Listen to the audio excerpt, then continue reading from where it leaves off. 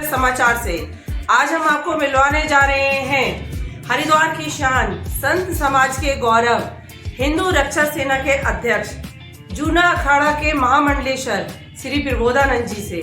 आइए जानते हैं उनके अनुभवों के बारे में। 66 करोड़ लोग इस कुंभ में इस बार आए, लेकिन भाई व्यवस्थाओं की अगर बात करें तो केवल संगम नोज के आसपास लगभग 3-4 सेक्टरों में ही व्यवस्थाएं ठीक ठाक दिखाई देती थी।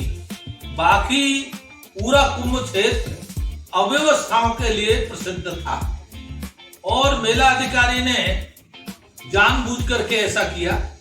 मैं जानबूझकर इसलिए कह रहा हूं कि 5 जनवरी को स्वयं मैंने घोषणा की थी कि मेला प्रशासन के व्यवहार के कारण से इस बार मेला दुर्घटनाओं का मेला होगा और दुर्घटनाओं को अगर रोकना है तो योगी आदित्यनाथ जी को इस पर गंभीरता से विचार करके मेला प्रशासन की लगाम खींचनी चाहिए और मेला प्रशासन को चुस्त दुरुस्त करना चाहिए।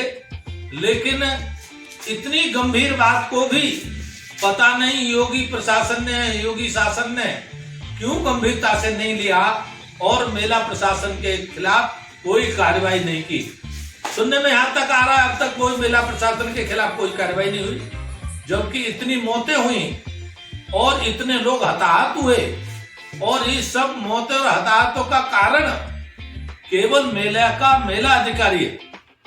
अगर हम इस पर कोई अन्यथा आरोप न लगाएं, केवल मेला प्रशासन की बात को करें तो मेला प्रशासन कहता है कि 29 तारीख में जो भगदड़ हुई उस भगदड़ का कारण जो बैरिकेटिंग थी वो टूट गई। उसका कहना है बैरिकेटिंग छोटी थी तो लोग बड़ी मात्रा में बैरिकेटिंग कूद के अंदर पहुंच गए। यह दोनों बातें उन्हीं के कथानुसार साफ साफ होती हैं कि उन्होंने जानबूझ के बैरिकेटिंग कमजोर लगाई, जानबूझ करके बैरिकेटिंग छोटी की। यह किसने काम किया? यह मेला प्रशासन ने किया और दुर्घटना का इंतजार किया। तो अगर इन्होंने बैरिकेटिंग मजबूत लगाई होती, बैरिकेटिंग ऊंची लगाई होती तो भीड़ नहीं पहुंचती। एक बात पर दूसरी दुर्घटनाओं का कारण बताया जाता है कि जब संगम नोज से भीड़ नहीं हट सकी तो पुलिस ने लाठीचार्ज किया और लाठीचार्ज के कारण से बड़ी भगदड़ मची और भगदड़ मचने के कारण से बड़ी मात्रा में लोग हताहत हुए, मरे भी लोग और घायल भी हुए। और योगी जी आज तक पता नहीं किसके कारण से, पता नहीं किस दबाव के कारण से योगी जी ने मेला प्रशासन के खिलाफ कोई एक्शन नहीं लिया। नहीं लेना ये कोई अच्छा काम नहीं है।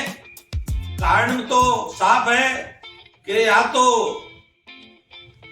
कहीं वो भयातुर हैं, लगता है कोई किसी के कारण से भयातुर हैं, या फिर मेला प्रशासन से भ्रम में है।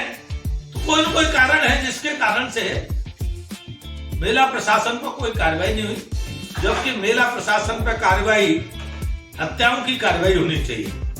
इतनी बड़ी मात्रा में हत्याएं हुई हैं, उनकी एफआईआर लिखी जानी चाहिए और सारी हत्याओं की जिम्मेदारी मेला अधिकारी की है।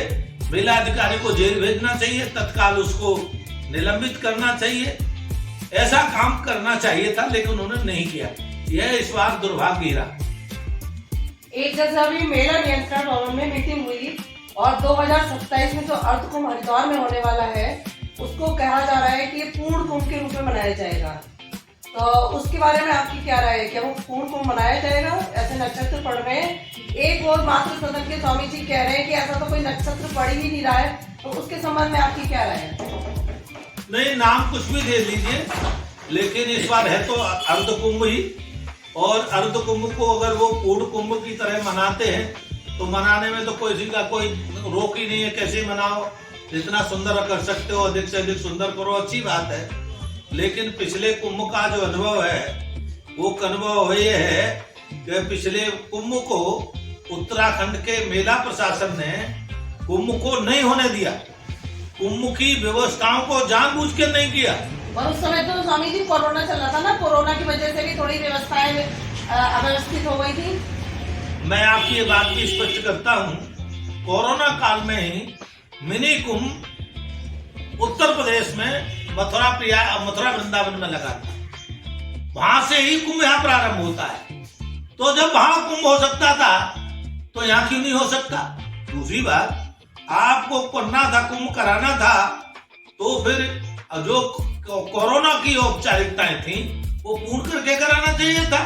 क्या दिक्कत थी?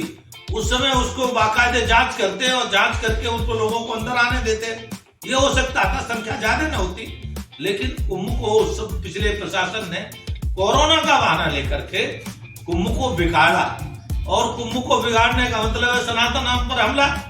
तो जितना ये मेला प्रशासन के लोग ड्रामेबाजी करते हैं, वो ड्रामेबाजी यथार्थ से दूर होती है, ये यथार्थ से बहुत दूर करते हैं। तो हम नहीं मानते कि वे जो मेला का ड्रामा किया जा रहा है, ये ड्रामा कोई सक्सेशन के लिए, इन्हें तो कोई बहाना मिल जाएगा, बिल्ली कोई घूम जाएगी, कोई छींक देगा तो ये कहेंगे यहाँ तो बिल्ली घूम गई, ये कहने लगे यहाँ तो छींक गए। क्योंकि अभी तो इनको शोर इसलिए मनाना है कि हजारों करोड़ रुपए का मेला में बजट आता है, और वो बजट को मिलकर के प्रशासनिक अधिकारियों को चाटना होता है रबड़ी की तरह। तो रबड़ी की तरह चाटने के लिए कुछ तो बोलना ही पड़ेगा, कुछ तो कहना ही पड़ेगा, अभी मीटिंग कर करके शोर तो मचाना ही पड़ेगा। लेकिन धरातल पे क्या कर रहे हैं? धरातल पे कोई योजना है? धरातल पे कोई योजना दिखाई दे रही है? कोई योजना नहीं दिखाई दे रही। और मुझे नहीं लगता कि ये लोग गंभीर हैं। मेला प्रशासन अगर गंभीर हो जाए तो बहुत अच्छी बात है। अब सनातनी होगा, प्रमुख त्योहार होली आने वाला है, इसके संबंध में थोड़े अपने भक्तों को संदेश दे दीजिए हमारे। होली एक आनंद का उत्सव होता है, और ये वास्तव में गर्मी और जाड़े के परिवर्तन काल में आता है। जाड़ा खत्म होता है, गर्मी प्रारंभ होती है, तो आनंद के साथ लोग होली का हुड़दंगा करते हैं। आपके चैनल से मैं तो सभी देशवासियों को होली की हार्दिक शुभकामनाएं देता हूं, और साथ ही कहता हूं पूरे भारत में अपना बैर भूलकर, द्वेष भूलकर सद्भाव और प्रेम के साथ होली मनाएं, ताकि देश में एक उदाहरण प्रस्तुत हो।